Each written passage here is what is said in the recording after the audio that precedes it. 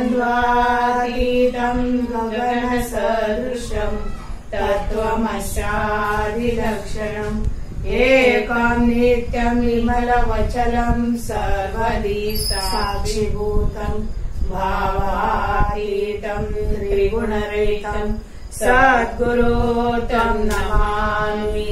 ॐ गुरुब्रह्मा गुरुविष्णु गुरुदेवो महेश्वरा गुरु साक्षात् परब्रह्मा तस्मै श्री गुरुवे नमः।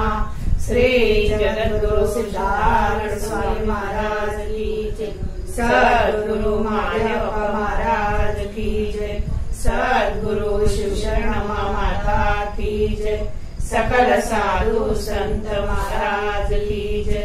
जया जन्म पार्वती पतेश्वर महादेव। श्री सिद्धेश्वर महाराज की जय। श्री शरणेश्वर महाराज की जय। श्री सिद्धन कृष्ण हरियप्पा महाराज की जय। श्री नरसा विठल की जय। गोपाल कृष्ण भगवान की जय। भारत माता की जय। कश्यपू हे दोघं भाऊ हिरण्यकश्यपूच्या उदरामध्ये कोण जन्माला आलं? अनुराधा जन्माला आला। अनुराधा जन्माला आला। पहिला मोठा मुलगा प्रल्हाद आणि लहान मुलगा अनुराधा। मग असं असल्यावर मग नारायणाचं भजन पूजन नामस्मरण देवाच्या ठिकाणी लक्ष सदोदित भक्त प्रल्हाद सात्विक निघाला हिरण्यकशिपूचा मुलगा। मग दुसरा मुलगा असं अपरंपार तो रागिष्ट कोपिष्ट व्यभिचार आणि मंदमतासारखा तो वागणारा। मग तो एकदा वयामध्ये आल्यावर मग एका म्हैशीशी तो संबंध आला।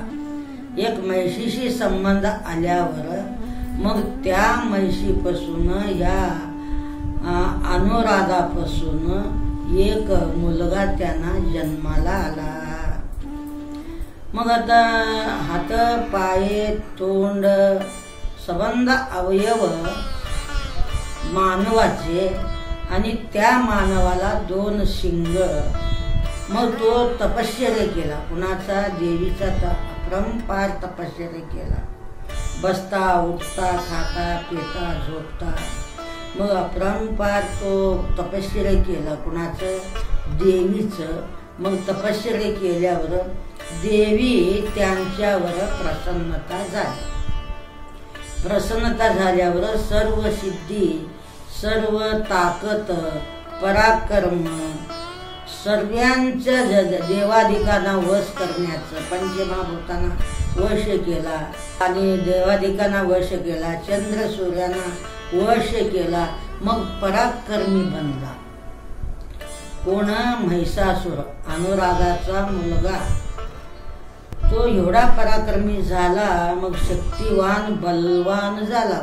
कुणाच सेवा केला? म्हणजे महालक्ष्मीचा सेवा केला। मग महालक्ष्मी त्या वेळामध्ये होती। मला सांगण्याचं तात्पर्य काय?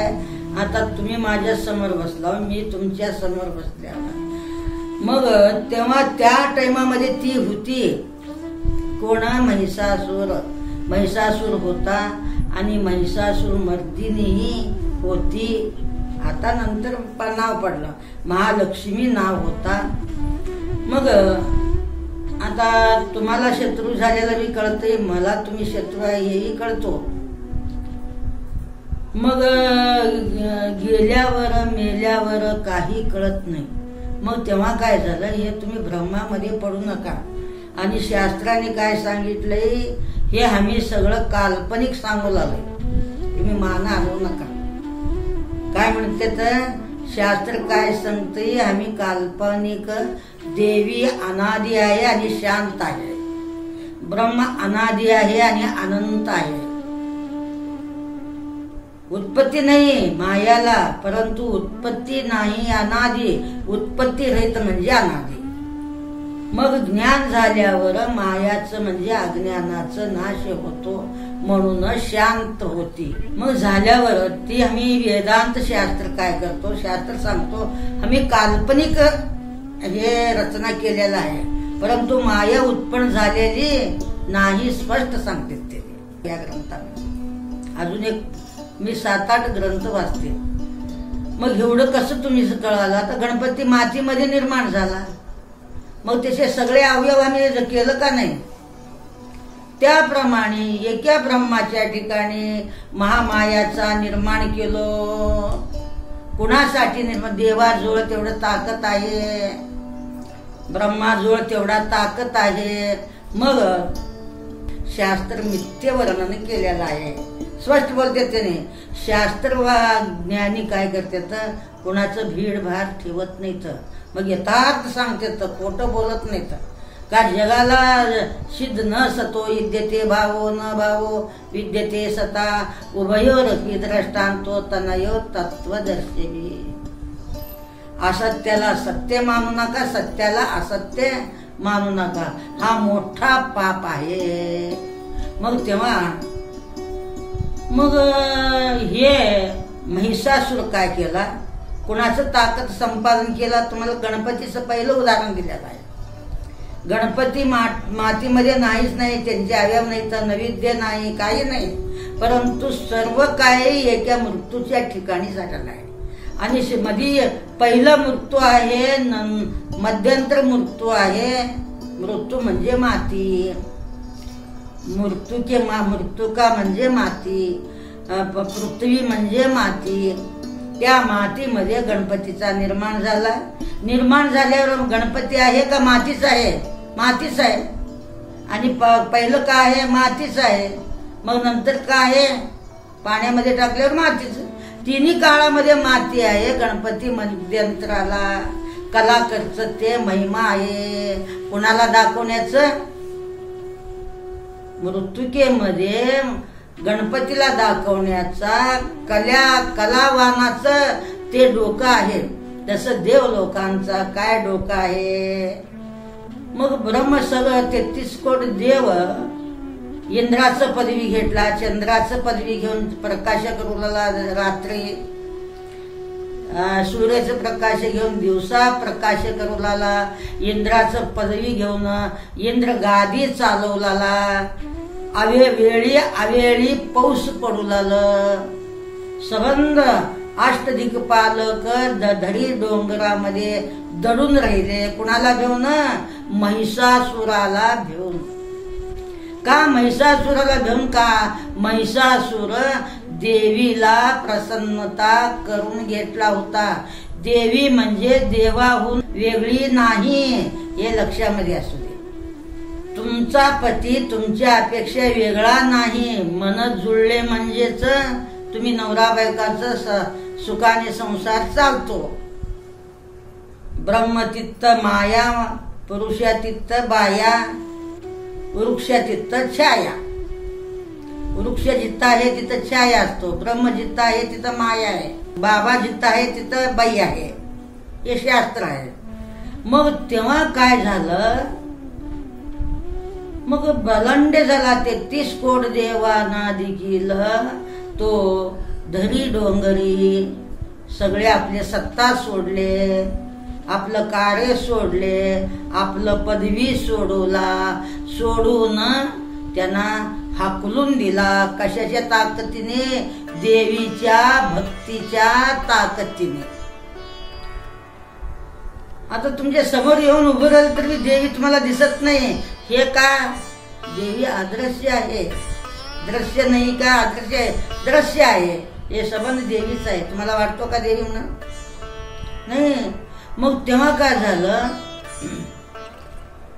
मग संबंध 33 कोट देव दुःखी झाले, दीन झाले, प्रदेशी झाले, राहता येईना, झोपता येईना. काय करायचं? संबंध देवलोक मिळून ब्रह्मदेवाजवळ आले. मग ब्रह्मदेवाजवळ आल्यावर काय रे बाबा कशासाठी आलं?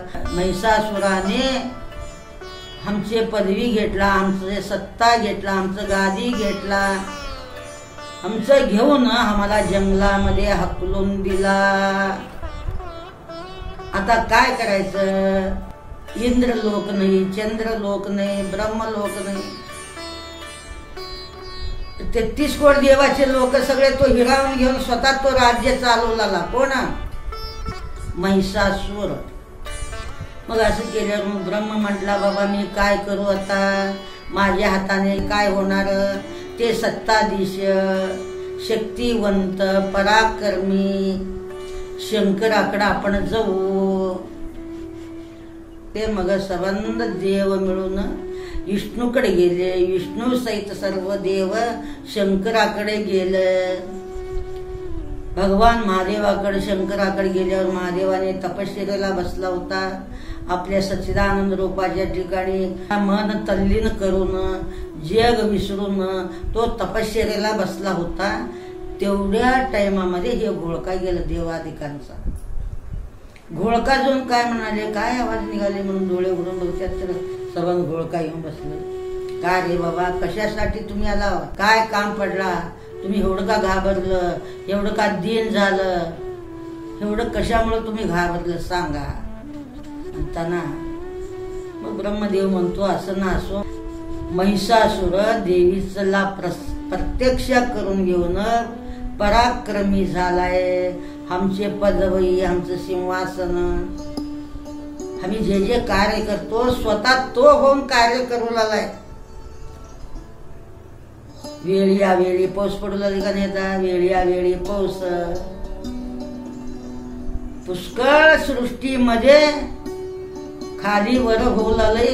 पुष्कळ पापाचा प्रवाह वाढलेला आहे.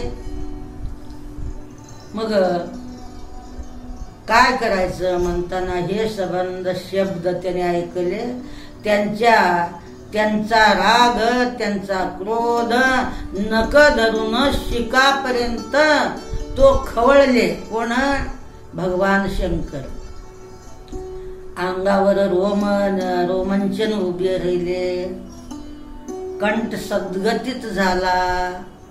भयानक अक्राळ विक्राळ आवाजामध्ये तो कोपिष्ट होऊन मग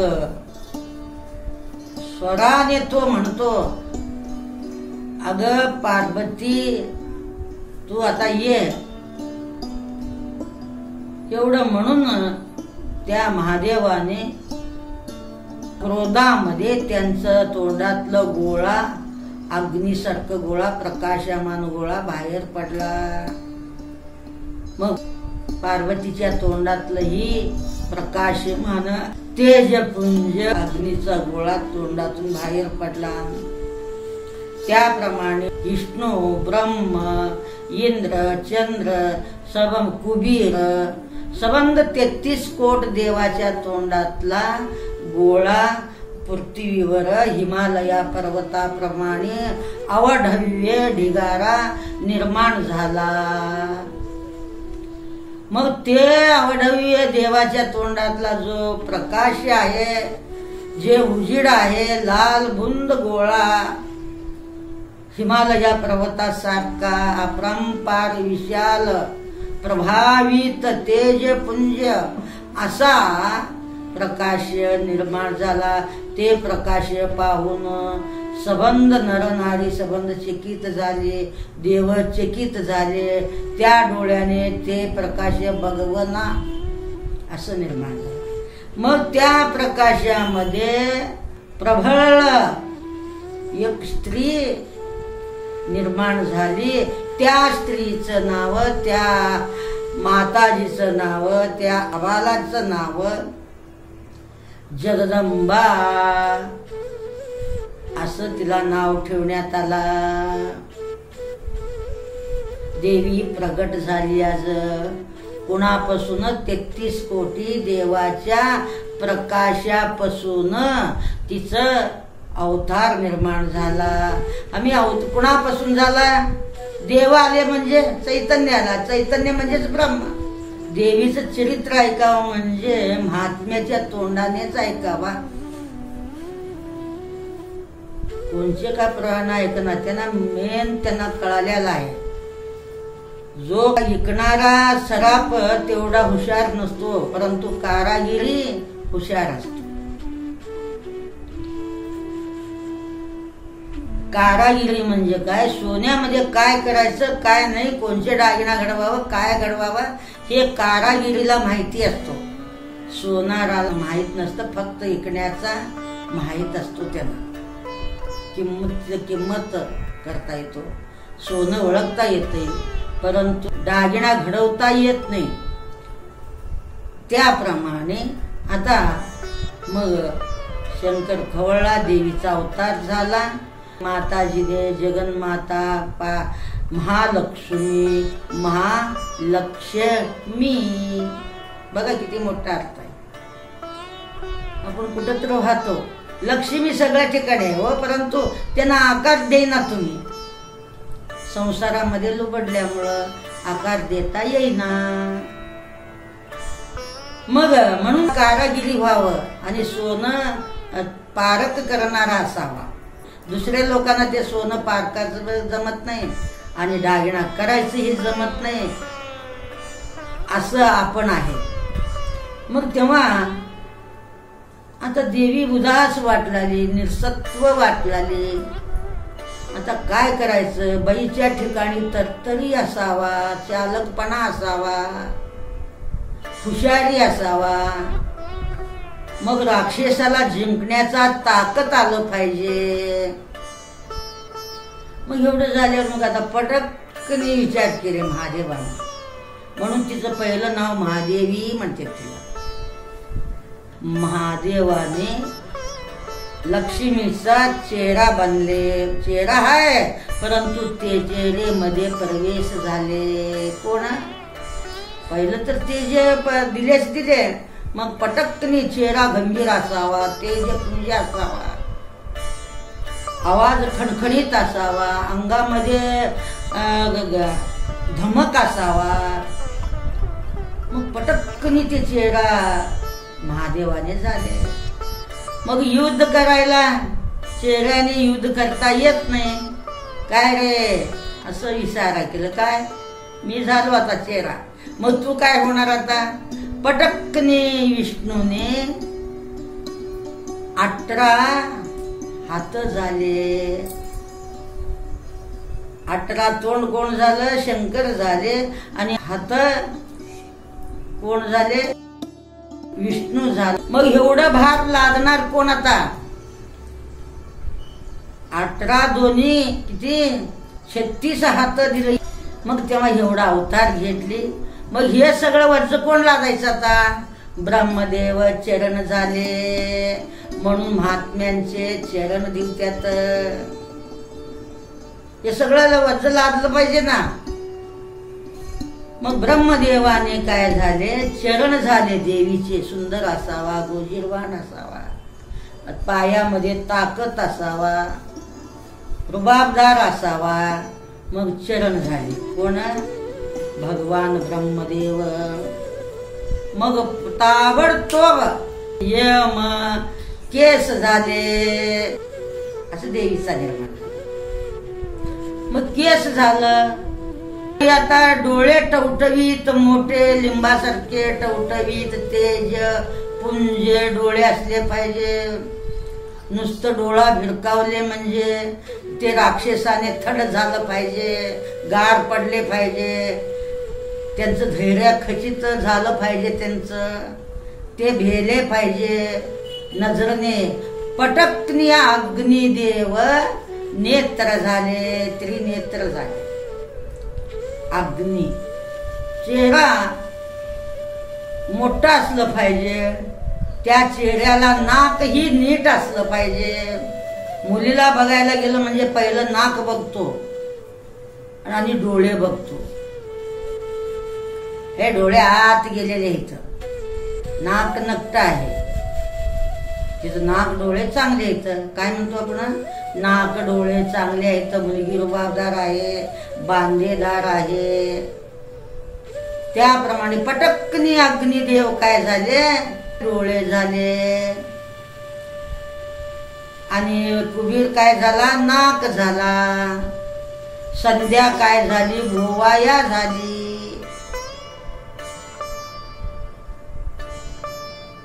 सूर्यदेवाची बायको संध्या काय झाली, पटकनी जाऊन तिचे देवीचे भोवाया झाली. आणि वरुण देव काय झाला, झांग आणि देवीचा उपस्थान. उपस्थान म्हणजे कळतो की उपस्थान झाला कोण, वरुण. म्हणून हे दोन्ही जागे नेहमी वल्ले राहतात. देवीचे उपस्थान झांग झाले. वरुण तिचं मांड्या भरपूर मोठे असावा, कंबर चांगला असावा, झांग रुबाबदार असावा. कष्टा घातली म्हणजे निघाली म्हणजे सगळे लोक तिच्याकडे बघावा. मग तेव्हा मग आता स्थन असावा. मग ताबडतोब चंद्राने तिचे वक्षस्थळ झाले. कुणाचे, देवीचे रुबाबदार वक्षस्थळ झाले. मग तिचं कान कोण झालं, युद्ध करते वेळी चौबाजूने ऐकू यावं, राक्षस कुठं आहेत, देव कुठं आहेत, देव कुठं बसले, कोण काय बोलतय, कोण काय नाही, हे ऐकण्यासाठी, शब्द आणून देण्यासाठी वायुदेव कान झाले. मग ते बाईचे पाय मोठे, बोट बारीक, एक अंगठा मोठ असं असेल तर नाही, अष्टवसू त्या माऊलीचे बोट झाले. सूर्य काय झाला, अंगठा. कशाचे, पायाच्या बोटाचे. वायुदेव कान झाला. असं संपूर्ण देव काय झाले, देवीचे अवयव इंद्रिय झाले. मग ते देवी रुबाबदार, सुंदर देखणी, उंचा पोरा, आवडहव्य शरीर तिचा निर्माण झाला. निर्माण झाल्यावर आता तिला युद्ध करायला शस्त्र पाहिजे. शंकराने त्रिशूल दिला, विष्णूने चक्र दिला. चक्र दिला. हिमालयाने बसायला सिंह दिला. आणि विश्वकर्माने संपूर्ण दागिना दिला. कुणाला, तर माझच कथा आहे सांगा. प्रत्येक भक्त प्रत्येक आणून माऊलीला सजवतात का नाही, सजवतात का नाही, त्याचप्रमाणे देवीला संबंध लोक कोण नथ देतय, कोण दागिना देतय. आणि न फाडणारा शालू समुद्र राजाने देतो. समुद्राने न फाटणारा शालू समुद्राने देतो. मोत्याचा हार, मोत्याचा किरीट विश्वकर्माने. भव आभरण शोभी सुशोभिता, सर्व आभरण सुभांड्य, नाना रत्न सुशोभिता, दर्शयंती रतमारुडा, भक्तानाम आभय, दैत्यानाम देयनाशनम. दैत्य लोकांचं नाश करती, भक्तांना रक्षणा करती. भवभूषण, भवभूषणाने शोभित आहे, सर्व आभरणाने भरलेली आहे, नाना रत्नाने सुशोभित आहे आणि दर्शा रथामध्ये बसलेली आहे. मग असं तिने निर्माण झाली. मग यमाने काय दिला, फाश दिला. समोर येणाऱ्याला धरून तू ओढ, फाश दिला. असं प्रत्येक 33 कोट देवाने 33 प्रकाराचे तिला आभरण अर्पणा केले. कशामुळे, तिच्या सौंदर्यासाठी. हे ज्ञान आमच्या साहेबाला होतं. कुणाला भक्त लोकांना हे ज्ञान असतं. आमच्या कमळाबाईला होतं, आमच्या सावित्राबाईला होता. माऊली कसं बरं वाटलं, माऊली कसं सोबलं. 3 व्यक्ती, साहेब, कमळाबाई, सावित्राबाई, सजवण्यामध्ये भुंग होते ते. मग आता सजवले का नाही सगळे देव? आता आपण तुमच्या परीने तुम्ही सजवलं आणि एकटे करते काय. लोकांना सजवण्याचं ज्ञान नसतो. सजवलं तर काय झालं असतं. परत देवाला सजवणं, देवीला सजवणं, गुरुला सजवणं हे अर्चना भक्ती असते. अर्पणा भक्ती हे भक्ती आहे. हे अर्पणा भक्ती आमच्या रजनीला आहे. अर्पणा म्हणजे काय, सगळं घालवावं, घालूनच सजावट करून बघावा. नाहीतर काय लोकांना मच्छर निर्माण होतो. हे एक 9विध भक्तीमध्ये एक भक्ती आहे. सबंध 33 कोट देव, 33 कोट देवान आणि नागराजा साप रूपी चाबूक दिला. कुणाला मारायला? राक्षसांना मारायला. असं पुष्कळ देव लोक पुष्कळ काय दिले, डागडागिना दिले, सिंह दिले, हिमालया पर्वत, वाघ दिला. कोणत्यावर तुला पाहिजे त्याच्यावर तू बस. मग असं बसल्यावर मग आपला समुद्र राजाने तिला पिण्यासाठी अमृत दिला. तिचं डोकं शांत असावा, राग येऊ नये म्हणून समुद्र राजाने तिला काय पाजवला? अमृताचा कळलस्य. तिला पिण्यासाठी, ताकद येण्यासाठी आणि जास्त दिवस ते टिकण्यासाठी. मी आजारी पडले, सगळे लांब गेले, पण आमचं युवराज तुम्ही 1.5 लिटर दूध प्यायलंच पाहिजे रोज. मग तेव्हा उठून बसलो. 4-5 दिवसामध्ये आम्ही उठून बसलो. मग काय काय भक्तांना गुरु जगावा, जास्त चांगलं खावावा, चांगलं प्यावं असं वाटतंय. का गुरु म्हणा, देवी म्हणा, जगाचा उद्धार करण्यासाठी आलेले आहे. मानवाने कुणाचा उद्धार करत नाही तर कुणाला बोध करत नाही तर ताबडतोब असं पेण्यासाठी युवराजचं का नाव घेतलं? तिला अमृत पेला पाजवले. कोण? समुद्र राजाने. तिथं 3 प्रकाराचे, एक दारू निघाला, एक विष निघाला आणि एक अमृत कलश निघाला. अमृत पेलं तर जास्त दिवस राहील, परत ती बाई जास्त दिवस टिकत नाही. मग सुरू झालं. सुरू झाल्यावर सगळेजण शस्त्र दिले, दागिना दिले, धनुष्य दिले, बाण दिले, तलवार दिले, चक्र दिले, सर्व दागिना दिले, आभरण दिले, शस्त्रास्त्र दिले, सुशोभित झाली, रथावर बसवले. तिकडून हिमालय सिंह आणून उभा ठेवले. मग त्या सिंहाचं देखील वर्णन आहे हो तिथं. हे विषय आपण उद्या सांगू. श्री जगद्गुरु स्वामी महाराज की जय. सद्गुरु माधवप्पा महाराज की जय. सद्गुरु सुषण्णम्मा माता की जय. सकल साधु संत महाराज की जय. जयागणं पार्वती पते शिवर महादेव. श्री सिद्धेश्वर महाराज की जय. श्री शनेश्वर महाराज की जय. श्री सिद्धम कृष्ण हरियप्पा महाराज की जय. श्री नरसा विठ्ठल की जय. गोपाल कृष्ण भगवान की जय. भारत माता की जय.